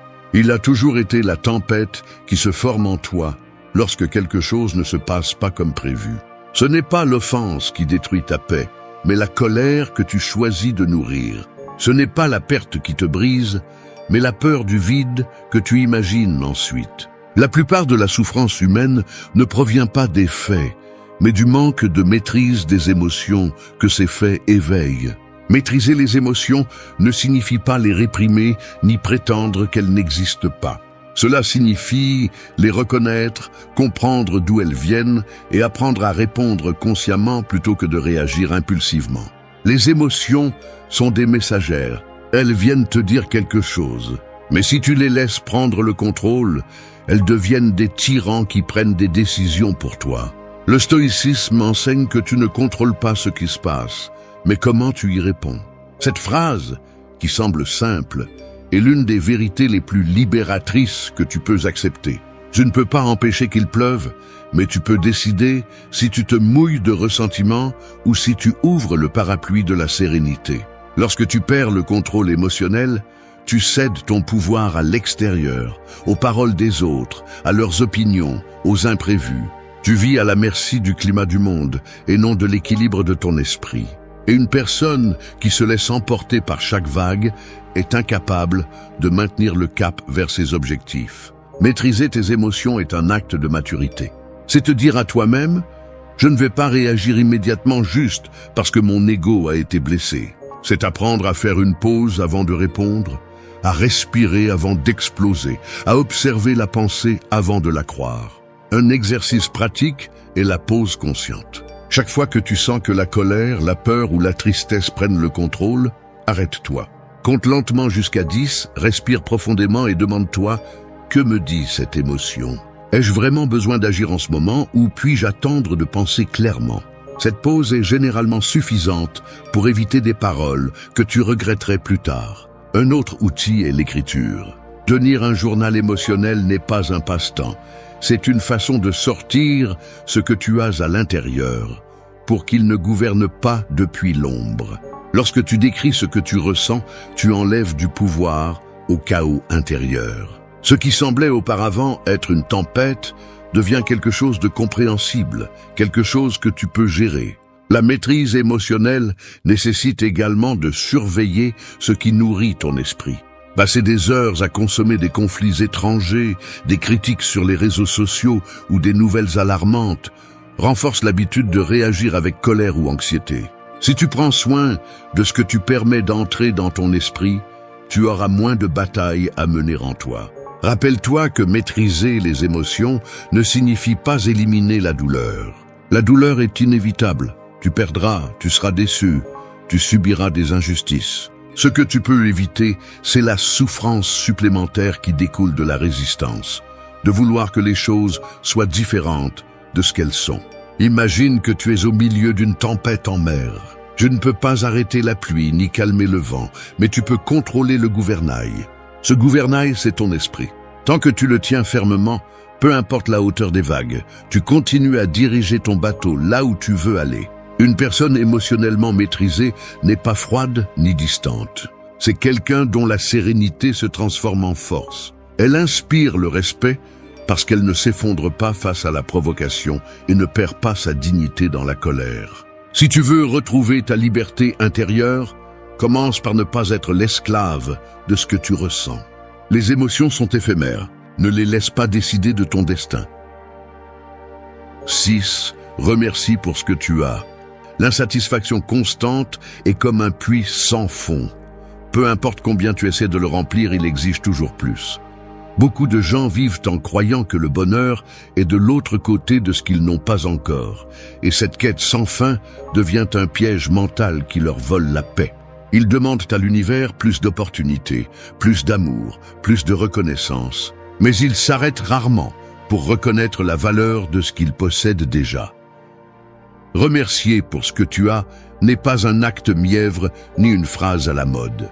C'est l'un des outils les plus puissants pour retrouver la liberté intérieure. Celui qui n'apprend pas à apprécier ce qui est devant lui sera esclave du désir perpétuel, car il croira toujours qu'il lui manque quelque chose. Les stoïciens le comprenaient très bien. Les sages ne souffraient pas de manquer de richesse parce qu'ils savaient que l'essentiel était déjà en eux. La gratitude ne vient pas du fait d'avoir tout, mais de savoir voir assez dans ce qui est déjà présent. Cela signifie se réveiller chaque jour en reconnaissant que tu as la vie, que tu peux encore respirer, que tu as encore la chance de changer ce que tu n'aimes pas. Lorsque tu ignores ces vérités, tu vis comme si la vie te devait quelque chose, et cela te condamne à la frustration. Pratiquer la gratitude ne signifie pas ignorer tes objectifs, ou te contenter de ce qui ne fonctionne pas. Cela signifie que tu ne conditionnes pas ta paix à ce qui n'est pas encore arrivé. C'est comprendre que la valeur de ce que tu as aujourd'hui ne diminue pas parce que tu poursuis encore. Pour la développer, commence par le simple. Au réveil, mentionne 3 choses pour lesquelles tu es reconnaissant, aussi petites soient-elles. Cela peut être la santé, le toit qui t'abrite, la présence de quelqu'un que tu aimes, ou même les leçons que les difficultés ont laissées. Cette habitude entraîne ton esprit à se concentrer sur ce qui s'ajoute, plutôt que sur ce qui manque. Une autre pratique stoïcienne est de se rappeler l'impermanence des choses. Tout ce que tu as aujourd'hui pourrait ne pas être là demain. Les personnes que tu aimes, ta santé, ton temps. Cette pensée ne cherche pas à te déprimer, mais à te réveiller. Elle t'invite à profiter et à prendre soin de ce que tu possèdes maintenant. Marc Aurèle avait l'habitude de réfléchir à la brièveté de la vie pour ne pas gaspiller le présent avec des plaintes. La gratitude transforme également la façon dont tu affrontes les problèmes. Lorsque tu remercies même pour les défis, tu arrêtes de les voir comme des punitions et tu les reconnais comme des opportunités de te renforcer. La douleur que tu considérais auparavant comme injuste devient un maître. Ne plus remercier pour ce que tu as affaibli l'envie et la comparaison. Il n'y a pas de chaîne plus lourde que de mesurer ta vie à celle des autres. Lorsque tu pratiques la gratitude, tu reconnais que le succès des autres ne diminue pas ta propre valeur, ni ta possibilité de t'améliorer. Pense à quelqu'un qui perd tout du jour au lendemain. Soudain, il comprend le trésor qui se trouvait dans le quotidien, dans ce qu'il prenait auparavant pour acquis. N'attends pas que la vie te prenne quelque chose pour commencer à l'apprécier. La gratitude est, en fin de compte, un acte de liberté parce qu'elle t'apprend à ne pas dépendre des circonstances extérieures pour te sentir en paix. C'est comme ouvrir les yeux au milieu de la tempête et découvrir que même s'il pleut, tu peux encore bouger, tu peux encore respirer, il y a encore quelque chose à prendre soin et à protéger. Celui qui apprend à remercier pour ce qu'il a ne devient pas conformiste, il devient fort.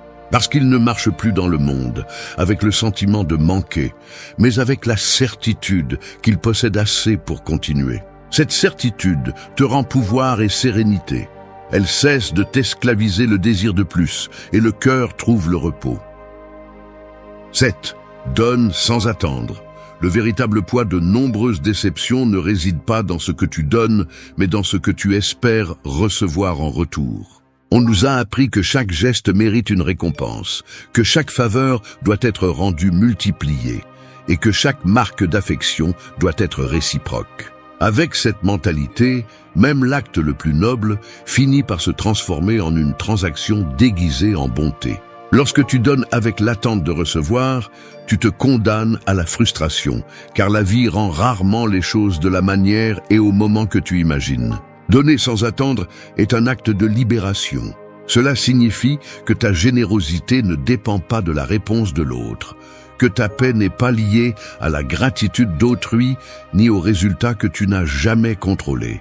Ce que tu donnes de bon cœur est déjà complet en soi. Il n'a pas besoin de validation externe. Le stoïcisme nous rappelle que les actes vertueux ont de la valeur pour ce qu'ils sont, pas pour les applaudissements qu'ils reçoivent. Sénèque disait que le véritable bien se fait par amour du bien, pas pour la récompense. Pratiquer ce principe te protège de l'amertume qui surgit lorsque tu aides quelqu'un et que tu ne reçois pas la reconnaissance que tu espérais. Lorsque tu donnes en espérant recevoir, ton intention cesse d'être authentique. Même l'affection peut devenir une forme de manipulation déguisée, car tu cherches à influencer l'autre pour qu'il te rende quelque chose. Cette dépendance émotionnelle empoisonne les liens et transforme le don en un contrat invisible qui se brise tôt ou tard. Commence par questionner tes motivations. Le fais-tu parce que cela vient de toi ou parce que tu attends un geste en retour? Si tu découvres qu'une attente cachée se cache derrière ta générosité, il est temps de changer de perspective. La vraie valeur réside dans le fait que tu agis en accord avec tes principes, pas dans le fait que les autres répondent selon ton désir. Une pratique simple est d'offrir quelque chose de petit chaque jour. Un mot d'encouragement, un geste aimable, du temps, de l'aide, sans l'annoncer, sans chercher des regards d'approbation. Avec le temps, tu remarqueras que la satisfaction la plus profonde ne vient pas de la réaction des autres, mais de la cohérence avec toi-même. Donner sans attendre s'applique aussi dans les relations les plus proches. Parfois, nous pensons que l'affection doit être mesurée. Je t'ai donné ceci, maintenant c'est à mon tour de recevoir. Cette mentalité détruit l'intimité, car elle transforme l'amour en une balance constante. Aimer librement signifie que tu choisis d'offrir le meilleur de toi-même, parce que c'est qui tu décides d'être, pas parce que tu attends un retour identique. Lorsque tu apprends à donner sans attendre, tu découvres que le ressentiment perd de sa puissance. Personne ne peut te décevoir en ne répondant pas comme tu le voulais, parce que ta paix n'en dépendait pas. Cette attitude renforce également ton caractère. Elle t'apprend à agir par conviction, pas pour une récompense. Le plus grand bénéfice de donner ainsi est qu'il te rend le contrôle de ta propre satisfaction. Tu ne vis plus en fonction des réponses des autres, ni des récompenses externes. Ce que tu donnes te définit toi, pas le destinataire. Dans un monde où tout est mesuré et négocié, celui qui donne sans attendre retrouve une liberté rare et puissante, celle de vivre fidèle à ses propres valeurs, sans chaînes invisibles qui le lient à l'approbation des autres. 8. Embrasse l'inévitable. La lutte la plus épuisante n'est pas contre ce qui se passe, mais contre ce que nous insistons à nier.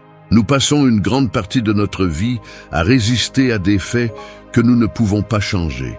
La perte de quelqu'un, le passage du temps, les fins inattendues, les décisions des autres. Nous voulons que les choses soient différentes et en ne réussissant pas, nous restons coincés dans la frustration.